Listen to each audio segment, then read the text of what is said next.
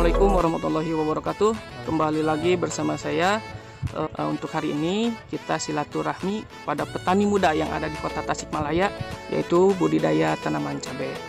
Alasan kenapa saya ini terus bergelut dan fokus sehingga mungkin ada manfaat yang lebih untuk dihasilkan lah dari terjadi, mungkin ada beberapa alasan ya. Yang pertama, memang saya melihat kondisi para petani ya Pak, khususnya di kota dan Kabupaten Tasikmalaya gitu. Itu melihat kondisi generasi petani itu sangat prihatin.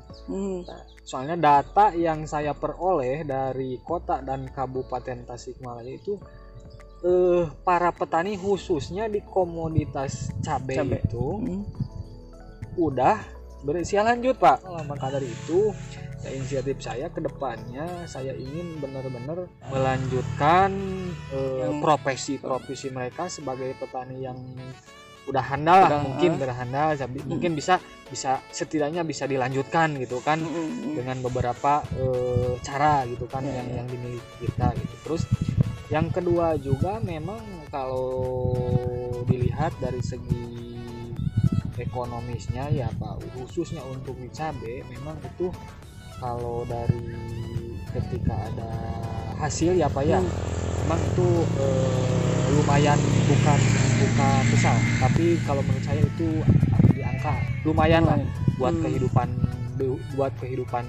pribadi, buat kehidupan pribadi, keluarga gitu ya. Nah, ini dikenalnya sebagai cabai besar Tanjung ya, cabai besar Tanjung lokal. Kebetulan ini di sini disebutnya Tanjung kan. Kenapa saya memilih ke arah lokal? Saya memilih ke arah lokal ini, yang pertama itu saya dulu tertarik di harga ya. Harganya. Ini memang Pak, dari segi produksi emang ini kalah sama hibrida lah, sama jenis hibrida gitu kan. Cuman ini dapatnya di harga, di harganya. Ya, kalau lokal Tanjung ini memang kalau ini memang bisa di angka rata-rata ternak itu di angka 20.000 insya Allah. 20.000. Beda sama hibrida yang 20.000 itu harga ini standar gitu. Ya, harga standarnya stabil lah gitu. Stabil. Ya, adapun misalkan jatuh nih ke angka 15.000, tapi kan cabai itu kan panennya bukan hanya satu kali. Kita bisa diambil ketika panenan yang selanjutnya kita di angka 30. Jadi itu kan bisa diambil rata-rata 20.000. Bisa naik lagi ya. Jadi standarnya itu 20.000. Ini memang ada kelebihannya itu, meskipun produksi tidak sama dengan hibrida, memang ini kelebihannya di angka penjualannya. Ini bisa diambil rata-ratanya di angka 20.000. Makanya saya terus menggeluti ini gitu kan. Gitu. Dan yang kedua, memang ini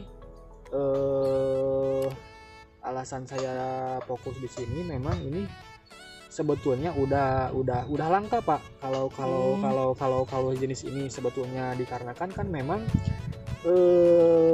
data benihnya juga, distribusi benihnya juga di pasaran memang ini udah langka. Ya, bukan udah langka, tapi memang jenis lokal Tanjung ini Pak tidak ada distribusinya di toko pertanian. Oh gitu. Jadi sudah tidak ada penjualannya. Iya, tidak ada penjualannya. Jadi ini bisa, kalau misalnya mau mendapatkan ini itu hasil dari perbanyakan sendiri. Iya, hasil perbanyakan, dan tergantung ke petani, ke petani itunya juga posisinya apakah bisa enggak gitu untuk perbanyakan gitu kan.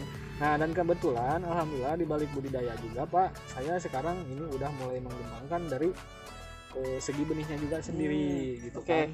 Kayak sebelum dilanjutkan nih Bang. Siap. Jadi alasan bergelut di bidang pertanian, khususnya berbudidaya tanaman cabai, yang pertama melihat data di Kabupaten Tasik ya, khususnya itu yang nanam cabai atau petani cabai itu ya katakan udah usia lanjut. Nah, beliau sebagai generasi muda, ketika petani yang sudah lanjut itu sudah tidak produktif lagi gitu kan, ya Bang Fadid inilah gitu, salah satunya gitu ya, salah satu petani yang melanjutkan petani budidaya cabai gitu. Yang keduanya benihnya itu mengembangkan benihnya hasil sendiri gitu. Jadi dia untuk membudidayakan cabai besar lokal ini tidak membeli benihnya, tapi seperti ini penampakan dari cabai lokalnya. Ya, ini hasil dari pembenihan saya sendiri. Ya, benar. Bisa yang lihat yang itu, Bang, kalau yang merah. Merah ini udah bisa siap petik ya. Seperti ini. Nah, ini yang siap panen ini mungkin. Ini yang udah siap panen. Udah nah, ini ukurannya seperti ini. Ya, bisa dilihat. Ini yang masih hijau. Sekarang juga sudah ada permintaan. Udah permintaan dari luar negeri, itu dari Malaysia, Singapura, dan yang satu lagi itu dari Afrika. Mereka minta diekspor. Cuma saya belum berani soalnya ininya belum legal.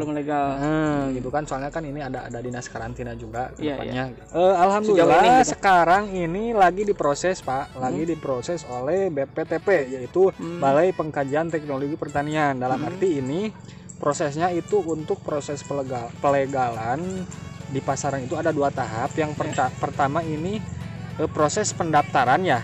Kebetulan pendaftaran sekarang udah masuk, dalam arti data ini sudah masuk di data kementerian lah ke depannya. Dan yang kedua itu ntar kalau mau eksis di pasaran itu ada proses pelepasan.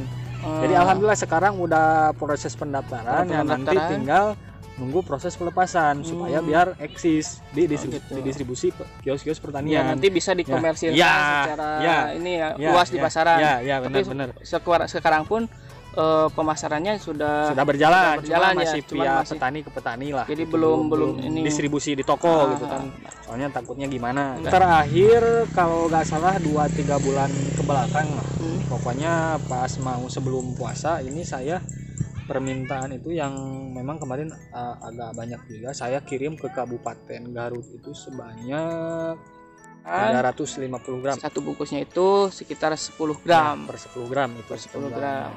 Untuk ini, jika ada petani atau teman-teman nih Balad Bang Tani yang mau pesan lah mungkin minat benih ini ya, benih cabai besar Tanjung lah gitu, lokal, itu bisa pesan juga.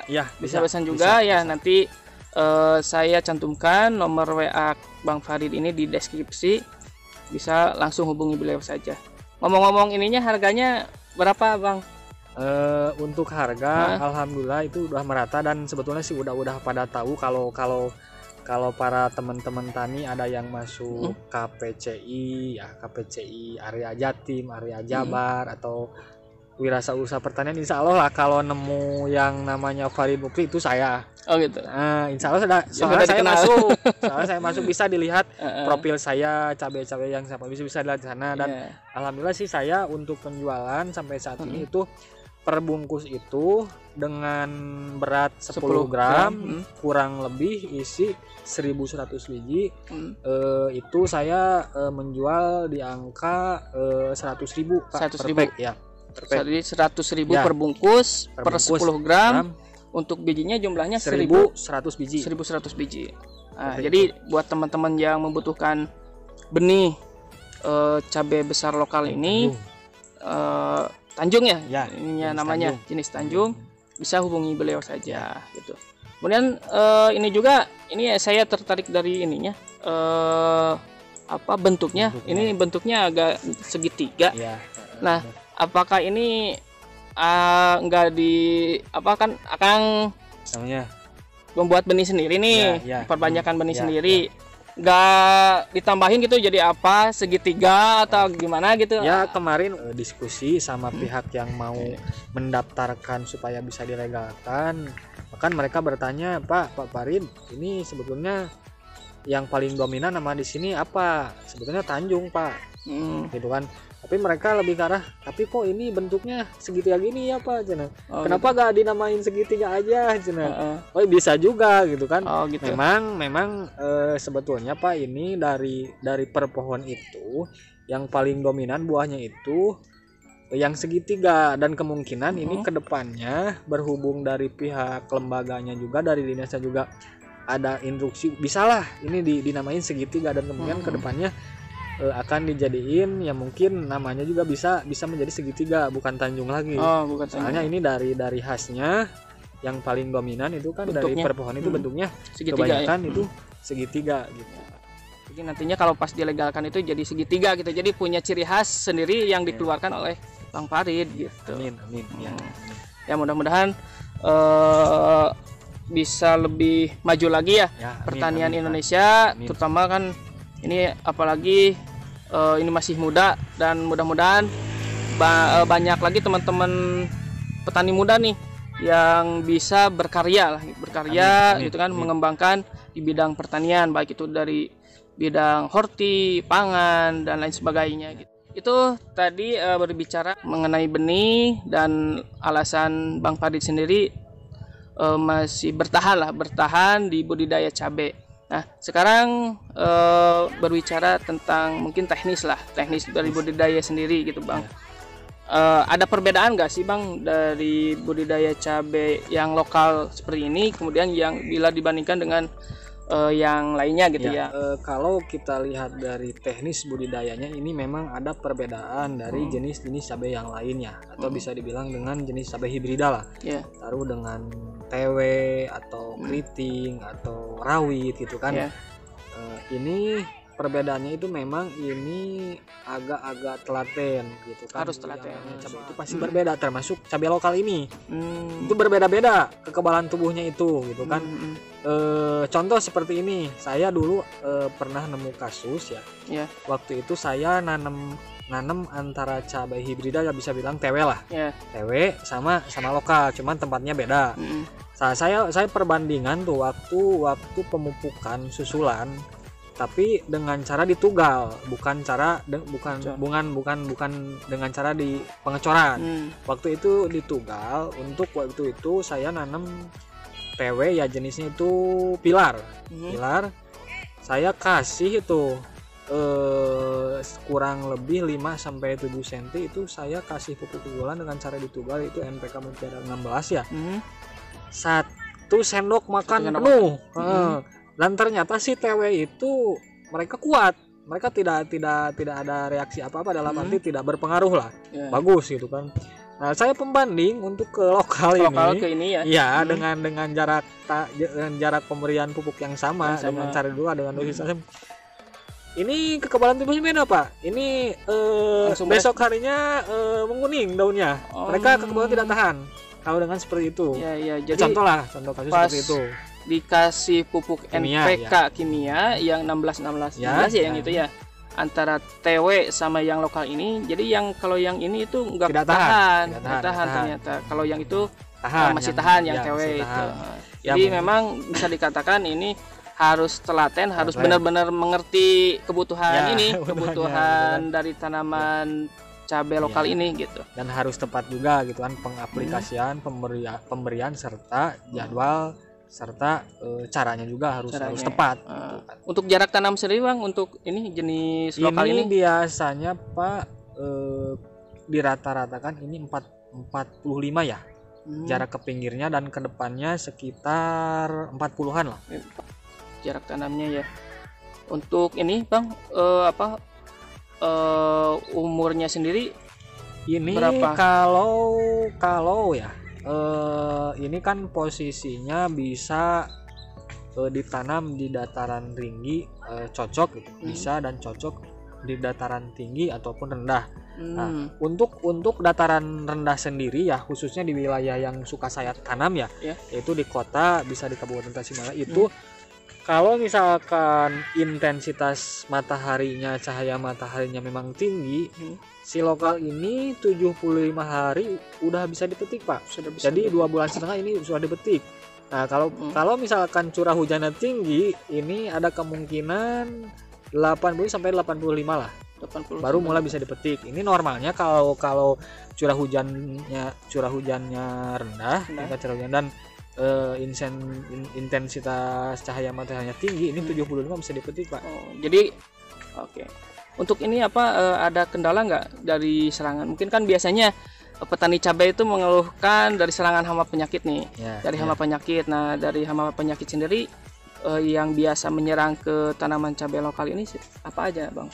Ya biasanya ya untuk yang cabai besar ini Pak, yang paling mungkin yang paling dominan itu dan bisa dibilang mungkin ditakuti gitu kan. Kalau di hama itu kan udah jelas ada lalat buah dan ada juga ulat, paling yang dominan itu. Dan kebetulan kalau biasanya sih kalau misalkan serangan hama itu biasanya obat-obatannya sudah tersedia ya di toko-toko pertanian, tergantung budayanya, kebiasaan para petani itu apa. Bahkan mereka kan kalau misalkan tidak bisa diatasi dengan produk A, mereka bisa diganti dengan produk B ataupun banyak pilihan lah ya, banyak pilihan. Dan kebetulan untuk penyakit Pak, untuk kendala itu kan yang paling memang ditakuti itu kan patek ya, atau bahasa gaul itu antraknosa ya. Kemudian untuk penyakit itu memang data yang saya lihat juga itu kan dari kementerian, terus dari penjualan di toko-toko pertanian, memang sih katanya sih memang ada sebagian yang berbahan aktif untuk mengatasi patek. Tapi belum tahu juga sih saya, soalnya belum begitu mencoba, dan pada kenyataannya memang kebanyakan sih ngeluh kalau dikasih patek itu, soalnya katanya lumayan ini serangannya. Serangannya, dan meskipun dari obat-obatan dari toko juga memang nggak pada mempan gitu kan. Pada kenyataannya kalau mereka mempan ya mereka udah gak takut lagi gitu kan kalau ada penyakit itu, karena memang kalau berarti itu belum ada yang mempan. Nah, alhamdulillah kalau saya mah di sini Pak, untuk antraknosa sendiri, untuk patek sendiri ya buat dari fungisida nabati fungisida nabati, dan kebetulan itu bahan-bahannya dari bahan rempah-rempah ya. Bahan rempah-rempah, dan kebetulan alhamdulillah udah saya uji coba dari milik tanaman saya sendiri, ke rekan-rekan yang dekat juga, dan alhamdulillah sih sebetulnya mah tingkat keberhasilannya itu bisa dibilang 90%. 90% itu saya aplikasinya itu cukup 2-3 kali penyemprotan dengan jeda waktu taruhlah 5 atau seminggu sekali diaplikasikannya. Itu kan biasanya itu sebetulnya 1 hari juga itu bisa reda, cuman tergantung tingkat serangan penyakitnya seperti apa. Itu bisa kalau misalnya udah parah itu bisa 3 kali aplikasi penyemprotan ya gitu kan. Oke teman-teman, jadi ini menarik. Memang penyakit antraknosa itu memang masih menjadi penyakit yang sangat mengerikan lah di kalangan petani cabai. Nah, tapi Bang Farid ini ternyata dia juga membuat fungisida sendiri dan dicoba di tanaman cabai yang lokal ini. Alhamdulillah 90% teratasi. Nah, jadi buat para petani cabai nih, barangkali mau coba produk atau fungisida yang Bang Farid buat, barangkali saja di tanaman cabai yang lain seperti TW ya, kemudian cabai rawit mungkin ya, atau cabai keriting, untuk penyakit patek atau antraknosa bisa teratasi, bisa nanti menghubungi beliau ya. Nah, untuk itu kan tadi dari rempah-rempah ya, dari bahan-bahan alami, jadi itu tidak berbahaya tidak berbahaya untuk kita sendiri sebagai pelaku usahanya gitu kan. Kalau kimia kan memang yang pertama itu bisa berbahaya untuk kita, kesehatan, kemudian untuk ini juga ke tanaman juga mungkin ada residunya ya, ada residu. Nah, jadi tadi cara aplikasinya itu untuk cabai lokal ya, cabai lokal itu tergantung ininya, tergantung tingkat serangan. Nah, kalau ini Bang, misalnya dari mulai umur berapa itu fungisida itu sebetulnya diaplikasikan? mah Pak cukup irit ya, soalnya penggunaan pestisida nabati untuk antraknot ini aplikasi penggunaannya itu ketika tanaman udah pertumbuhan generatif, dalam arti udah mengeluarkan buah. Oh, Berarti di usia kurang lebih 40 harian 40 harian bisa iya, dipakai iya. itu untuk pencegahan sebetulnya mah Pak. Iya, iya. Nah, untuk pencegahan itu sebetulnya 3 kali aplikasi juga dengan jeda waktu 1 minggu berarti 3 minggu 3 ya minggu. per 1 minggu itu bisa, insya Allah itu bisa teratasi gitu kan. Dan ya pemakaiannya itu sebetulnya cukup irit ya. Dan untuk penggunaan sebetulnya gini, biasanya penggunaan juga kalaupun misalkan ya mau dilihat dari tingkat serangan bisa itu biasanya kalau tingkat serangan rendah itu biasanya 1 kali aplikasi penyemprotan juga sudah reda penyebarannya itu gitu kan. Nah, biasanya kalau udah parah itu nyampe ke 3 kali terus. Jadi dari 1 minggu itu 3 kali aplikasi. 3 kali, gitu kan. Itu Pak ya, mungkin untuk di segi pemakaian mungkin cukup dari awal pertumbuhan generatif lah kurang lebih 40 harian lah. Itu baru bisa diaplikasikan gitu Pak. Oh gitu ya. Nah itu kemudian ini Bang, oh ya harganya mungkin ya yang menjadi penasaran. Nah itu kan sebuah solusi tuh untuk teman-teman atau petani cabai. Nah untuk harganya sendiri Abang menjual berapa tuh per ini? Per liter atau per apa? Untuk harganya Pak ini saya dibanderol ya, bukan dibanderol itu udah mungkin sama ke petani-petani yang lain juga yang udah ini saya jualnya per 1 liter itu 100.000 Pak. Per 1 liter itu bisa untuk pemakaian 6 sampai 7 tangki. Nah, dalam arti kalau per 100 bata itu kita hanya membutuhkan 3 liter aja. 3 liter aja. 300.000 per 100 bata tuh. Coba bayangkan dengan 300.000 per 100 bata cabai, insya Allah lah bisa setidaknya bukan teratasi Pak. Setidaknya bisa menekan angka penyebaran antraknos. Jadi ketika sudah ada serangan, nah si jamurnya itu tidak berkembang, jadi berhenti itunya pertumbuhan jamurnya gitu kan, sehingga tidak menular ke tanaman yang lain gitu. Tapi ya setidaknya itu bisa menjadi solusi tuh untuk para petani cabai khususnya ya. Gitu. Nah untuk ini tadi hama biasa mungkin ya untuk hama seperti lalat buah gitu kan. Kalau lalat buah sendiri apa biasanya? Kalau di lalat buah itu Pak biasanya pakai perangkap atau disemprot aja? Kalau untuk lalat buah biasanya Pak maaf ya, tapi itu kan kadang kembali lagi untuk tanaman cabai biasanya kembali lagi ke masing-masing petani dan kembali lagi ke lingkungan ya Pak ya. Soalnya setahu saya tiap lingkungan itu tingkat serangan hama dan tingkat kekebalan penyakitnya itu pasti berbeda. Loh. Apalagi pembanding sama lingkungan yang masih perawan dengan lahan janda yang udah beberapa kali ditanami. Itu pasti beda Pak. Serangan hamanya pasti itu beda.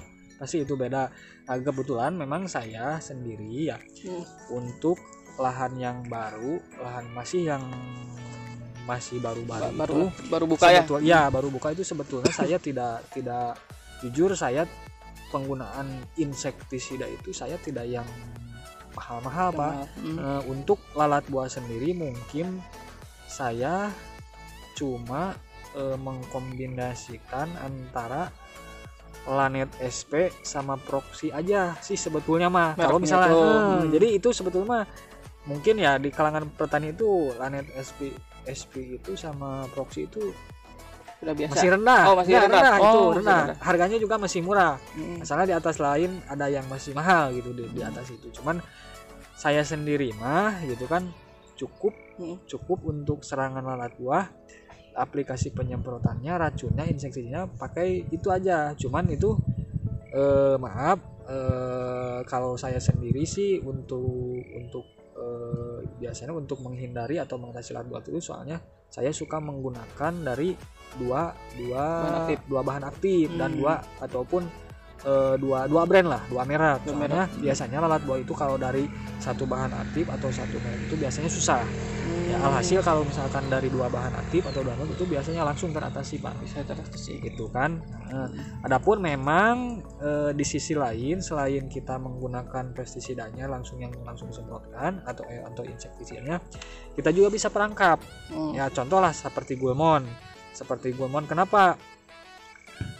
Jadi itu juga Gulmon hati-hati penyimpanannya. Kan banyak ada yang suka masang tuh di area cabai ya. Di dalam di dalam kawasan. Kalau bisa itu jangan, soalnya takutnya malah menyerang ke area cabai lebih banyak. Itu biasanya saya itu menyimpannya di areal atau jaraknya itu 5 sampai 7 meter dari area cabai. Tujuannya itu kan biasanya yang pasti ya yang mau nyerang kebun cabai itu pasti berterbangan ya dari dua dulu.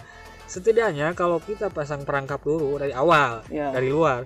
Setidaknya contoh ada yang mau masuk nih 50 gitu kan.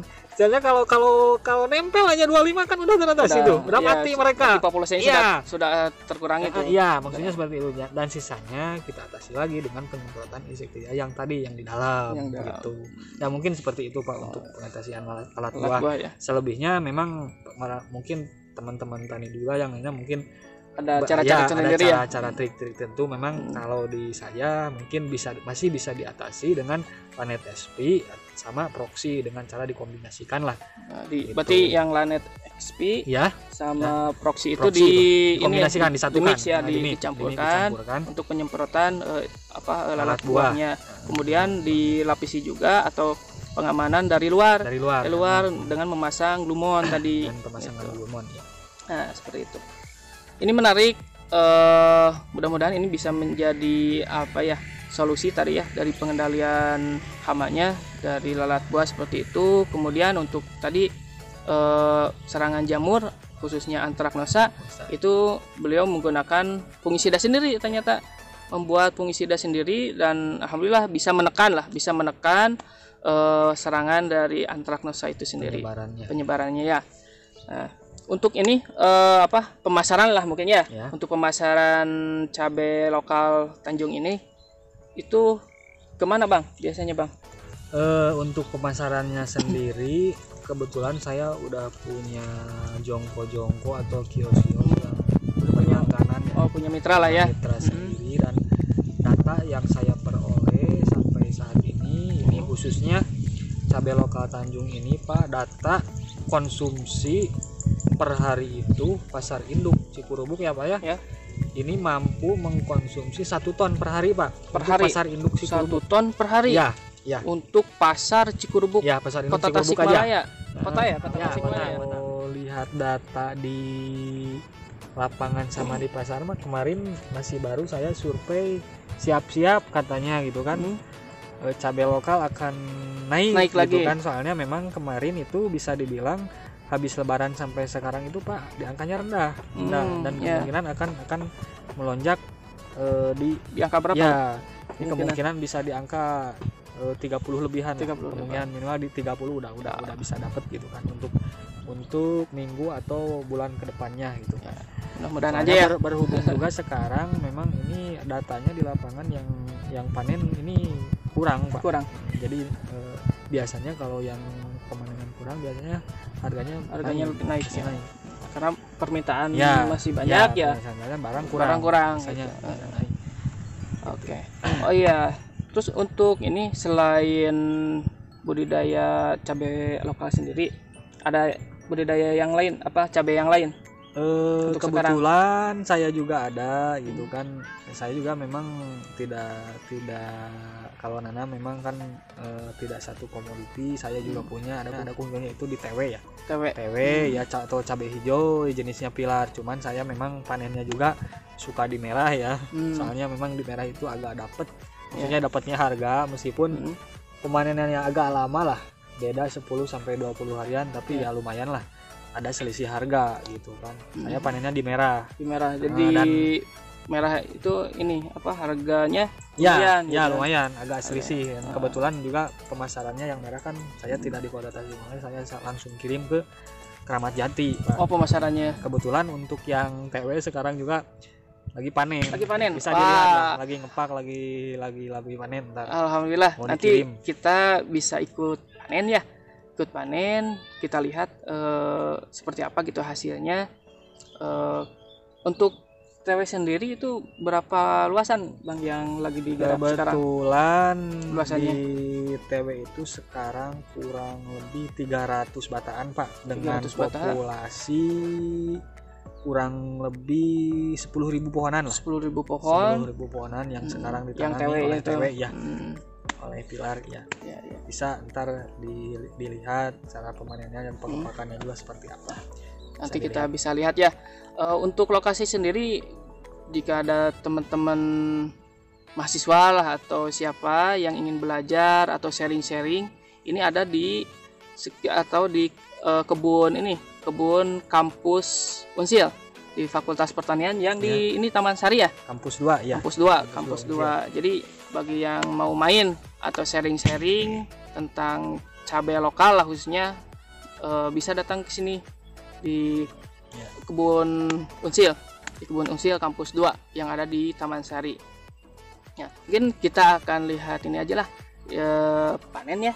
Sekarang pemanenan. kebetulan lagi panen yang cabai TW, kita lihat seperti apa hasilnya dan terus ikuti.